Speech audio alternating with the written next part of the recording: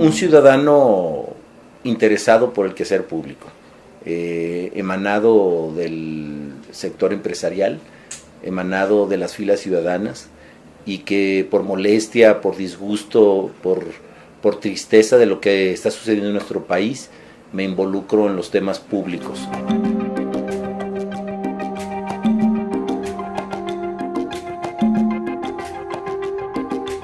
Para mí fue la puerta que se abrió para la participación política dentro de un movimiento real que involucraba a una gran cantidad de ciudadanos, que nos unía a una sola visión: el tratar de transformar la manera de hacer política, alejarnos de esa visión tradicional del político tradicional, que se alejó del ciudadano, que se hizo sordo ante las peticiones y las necesidades de la propia comunidad en mi estado, Jalisco, y que se olvidó que el ciudadano debe de estar en medio de toda acción de gobierno, de toda política pública, y se conformaron solamente grupos de poder que se alejaron totalmente de la comunidad.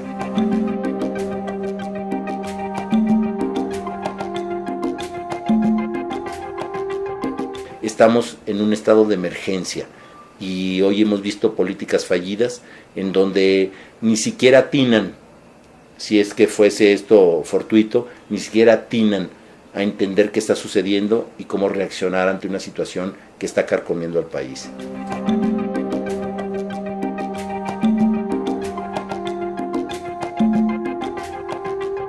Yo creo que los temas básicos, para mí es muy importante los temas de política social.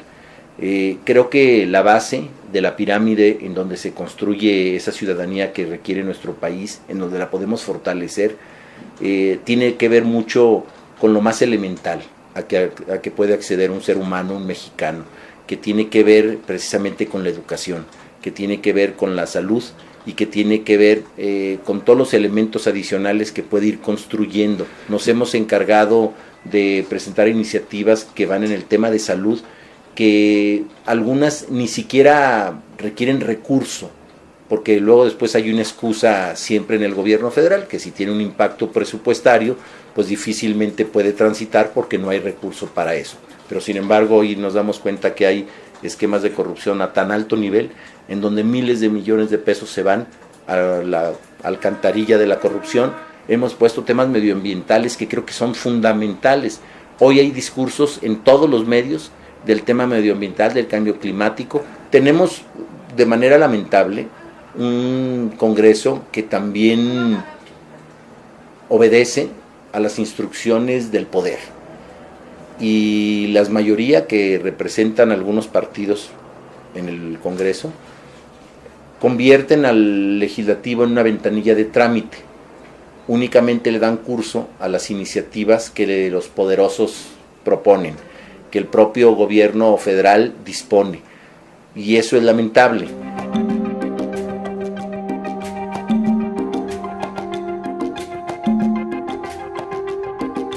Yo veo una elección atípica. Hoy el ciudadano se ha reconvertido y ha entendido lo que les platicaba hace un momento, en que toda acción de gobierno tiene que ser el eje fundamental y no los grupos políticos.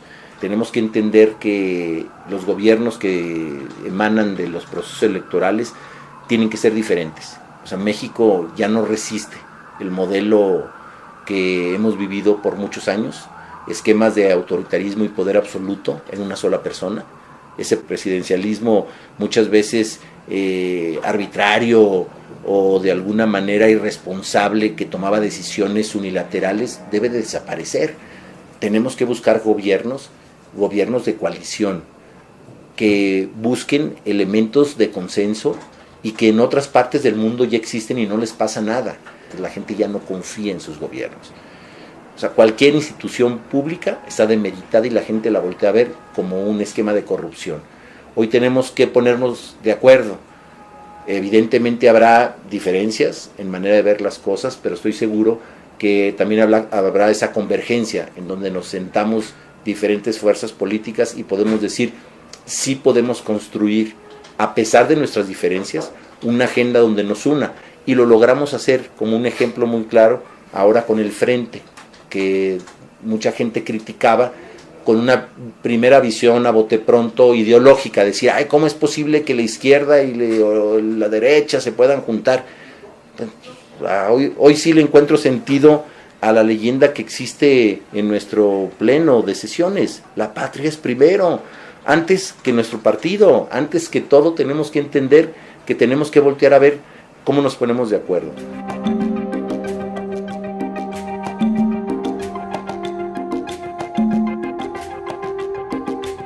Creo que logramos por primera vez en la historia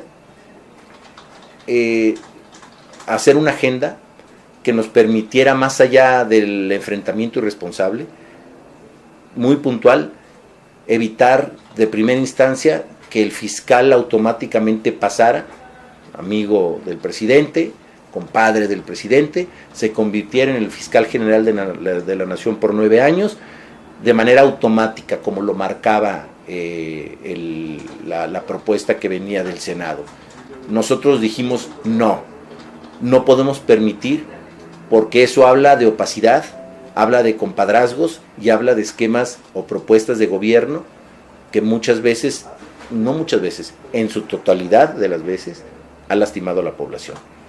Y logramos enfrentarnos a una mayoría y construimos una mayoría de oposición que por primera vez generó contrapesos. Ese fue un gran paso.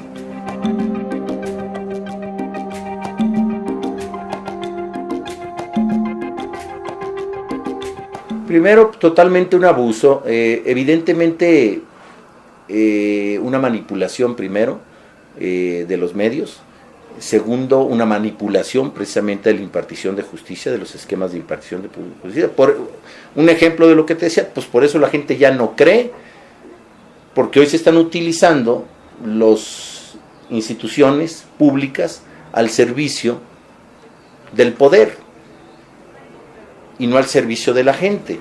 Y hoy se les hizo fácil decir, bajo una acusación que puede o no ser real, atacar a un contendiente que a todas luces se ve la instrumentación macabra y perversa de un sistema que se niega a morir. Son los últimos pataleos de un sistema obsoleto, y utilizando como se utilizaban con Díaz Ordaz, como se utilizaron con Echeverría, como se utilizaron con López Portillo, como se utilizaron con el viejo régimen, con el viejo sistema, para atacar a los adversarios.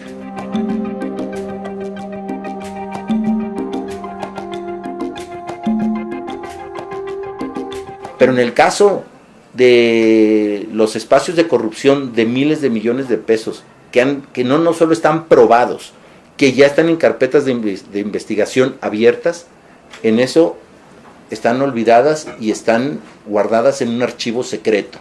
Y es Odebrecht, que es el tema del desvío de recursos que tiene hoy Sedatu y de Sedesol. Hoy es el tema del socavón de miles de millones de pesos, que es a todas luces un esquema de corrupción. Y así te puedo hacer una lista enorme, en donde ya la Auditoría Superior de la Federación, en sus auditorías forenses, ha detectado a dónde fue la ruta del dinero. O sea, no solo que se lo robaron, sino sabe quién se lo llevó y qué ha pasado. Yo no he escuchado que a los lugares a donde destinaron los recursos los hayan llamado a comparecer.